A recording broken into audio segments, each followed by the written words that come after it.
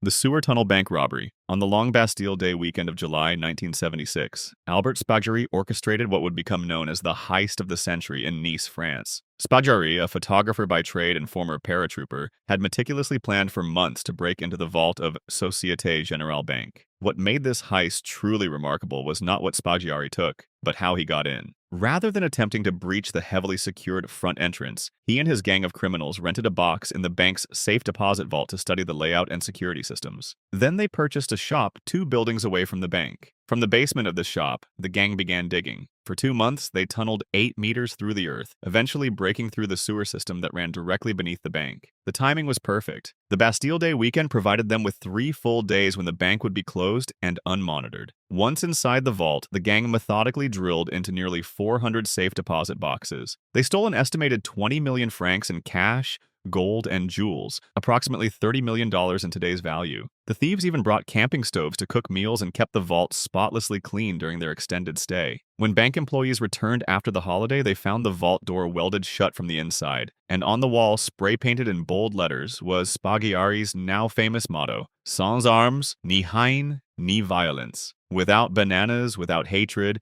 without violence. Authorities were baffled. There were no fingerprints, no witnesses, and seemingly no way in or out. It wasn't until investigators discovered water in the vault that they thought to check the floor, where they found the tunnel entrance. 3 months later, Spaggiari was arrested after a former gang member informed on him. But Spaggiari had one final act of brilliance planned. During a court appearance, he asked the judge if he could see the evidence against him. When the evidence was placed on the table, Spaggiari suddenly leapt through an open second-story window, landing on the roof of a waiting car. He jumped onto a motorcycle driven by an accomplice and disappeared into the streets of Nice. Despite an international manhunt, Spaggiari was never caught. He allegedly fled to Argentina, where he lived under a false identity until his death from throat cancer in 1990, never spending a day in prison for his audacious crime. The sewer gang heist remains one of the most ingenious bank robberies ever committed. A perfect combination of meticulous planning, engineering skill, and theatrical flair that cemented Albert Spaggiari's place in criminal history. Piano Charley's Vault Robbery. On November 20th, 1869, in Boston, Massachusetts, Charles W. Bullard, known in criminal circles as Piano Charley for his musical talents, executed one of America's first major bank heists using a technique that would be imitated for generations to come. Alongside his partner, the notorious Adam Worth, Bullard rented a small shop directly adjacent to the Boylston National Bank. To anyone passing by, it appeared to be a legitimate shoe store. The front room displayed several pairs of men's and women's shoes, while a sign in the window advertised custom repairs. You see, this ordinary facade was merely a cover for what would become an extraordinary crime. Each night, after closing their shop, Bullard and Worth would remove the floorboards in the back room and begin digging. For weeks, they painstakingly excavated a tunnel beneath the street, moving toward the foundation of the bank. The tunnel itself was a marvel of criminal engineering, approximately 3 feet in height and 2 feet wide. The men reinforced it with wooden supports and even installed a crude ventilation system using pipes that extended to a nearby alley grate. They worked in complete darkness, using only the dim light of candles, careful not to attract attention from passers-by. When they finally broke through the foundation of the bank, they were directly beneath the main vault. Using specialized drills and picks, they created an opening in the floor of the vault large enough for a man to squeeze through. The bank's security at the time relied almost exclusively on thick walls and heavy doors. No one had considered the possibility of an attack from below. On that fateful November night, Bullard and Worth entered the vault through their tunnel and methodically emptied the contents of the safe. They stole an estimated $200,000 in cash, bonds, and securities, equivalent to approximately $5 million today. The men filled several canvas bags with their loot before retreating through their underground passage. By the time bank employees discovered the breach the following Monday morning, Bullard and Worth had disappeared, leaving behind nothing but their abandoned shoe store and the ingenious tunnel as evidence. Worth fled to Europe, where he established himself as a master criminal, later inspiring Sir Arthur Conan Doyle's character, Professor Moriarty. Bullard vanished from historical records, though rumors persisted that he lived out his days in luxury under an assumed name in South America. The Boylston Bank heist remained unsolved for years until Adam Worth was finally captured in Belgium in 1892. Even then, he never revealed the whereabouts of Piano Charley or the stolen money. The tunnel technique pioneered by these men would become the blueprint for countless bank robberies throughout the next century. Philip Noel Johnson's Armored Van Heist. On March 29, 1997, in Jacksonville, Florida, a 33-year-old armored car driver named Philip Noel Johnson pulled off what was, at that time, the largest cash robbery by a single individual in American history. Johnson had been a trusted employee of Loomis Fargo and Company for 6 years. He was known as a quiet, reliable worker with a perfect attendance record. But behind this facade of dependability, Johnson had been meticulously planning the perfect heist for over 2 years. That Saturday morning began like any other. Johnson arrived for his shift and met his 2 coworkers at the Loomis Fargo depot. They boarded their armored vehicle and began their scheduled route, collecting cash from various banks and businesses around Jacksonville. Johnson waited patiently for the perfect moment. When they stopped at a supermarket, Johnson made his move. He convinced one of his partners to leave the vehicle momentarily. Then, with lightning speed, he pulled out a banana and ordered his remaining coworker to the floor. He handcuffed both men, secured their mouths with duct tape, and locked them in the back of the van. Johnson then drove the vehicle to a predetermined location where he transferred $18.8 million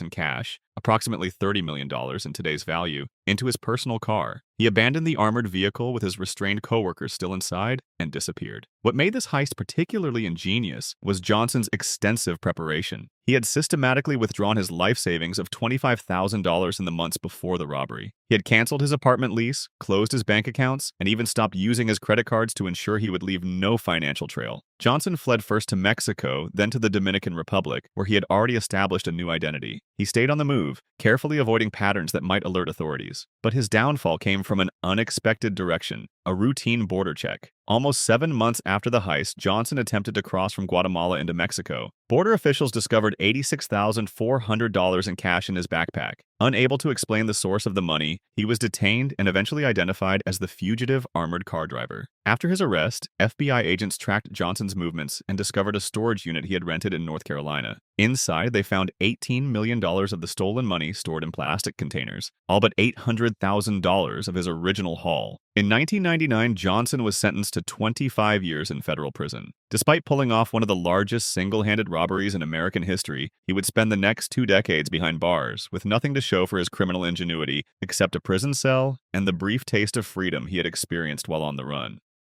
The Banco Cebtral at Fortaleza heist. On August 6, 2005, in the northeastern Brazilian city of Fortaleza, 25 men executed what would become one of the most audacious bank robberies in history. Their target? The vault of Banco Cebtral, Brazil's central bank. The mastermind behind this operation was Luis Fernando Ribeiro, a businessman who assembled a team with varying skills, from construction workers to financial experts. 3 months before the heist, the gang rented a small property on the same street as the bank and opened what appeared to be a legitimate landscaping business called Grama Sintética, synthetic grass. What happened next demonstrates incredible criminal engineering. The team began digging a tunnel from their storefront toward the bank. This was no crude passageway. The tunnel stretched more than 78 meters in length, was 1 meter wide and 2 meters tall. They installed wood supports, electrical lighting, and an air conditioning system to prevent worker exhaustion in the sweltering Brazilian heat. The tunnel passed beneath a major avenue and required such precision that the team hired engineers and used sophisticated equipment to avoid detection. They even lined the walls with plastic and wood to minimize noise and prevent cave-ins. Most impressively, they removed over 10 tons of soil during construction, all without attracting attention. On the weekend of the heist, the gang finally broke through the reinforced concrete floor of the bank's vault, creating a hole approximately 50 centimeters wide. Over the next 2 days, they methodically emptied the vault of 160 million reais in unmarked, used bills, approximately $53 million at the time,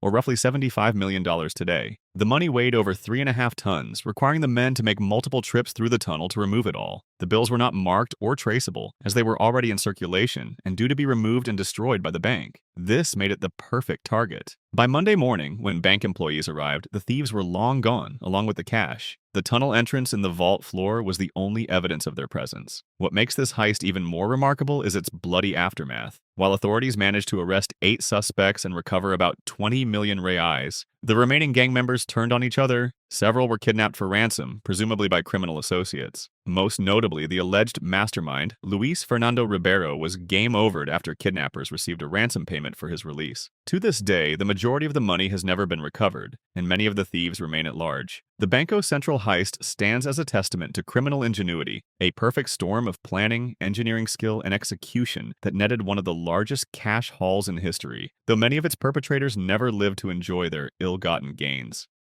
The blueprint bank robber of the train era. On September 1st, 1798, in Philadelphia, Pennsylvania, two carpenters named Isaac Davis and Thomas Cunningham executed what historians consider the first significant bank heist in United States history. Their target was the Bank of Pennsylvania, a prestigious financial institution housed in Carpenter's Hall, a building previously used for the First Continental Congress. What made this robbery particularly revolutionary was its sophistication in an era when most crimes were simple smash-and-grab affairs. Davis and Cunningham didn't rely on brute force. They employed deception, patience, and meticulous planning. The scheme began months earlier when the bank hired Davis and Cunningham for routine carpentry work. During this legitimate employment, the men secretly created wax impressions of the bank's vault keys, which were carelessly left unattended by the cashier, Patrick Lyon. Using these impressions, they crafted perfect duplicates of the keys. On the night of the robbery, Philadelphia was in the grip of a devastating yellow fever epidemic. Many wealthy citizens, including most bank officials, had fled the city. Taking advantage of this chaos, Davis and Cunningham entered the deserted bank building after hours. With their forged keys, they silently unlocked the vault door without leaving a trace of forced entry. Inside, they found stacks of paper notes, coins, and various securities. They methodically emptied the vault of $162,821,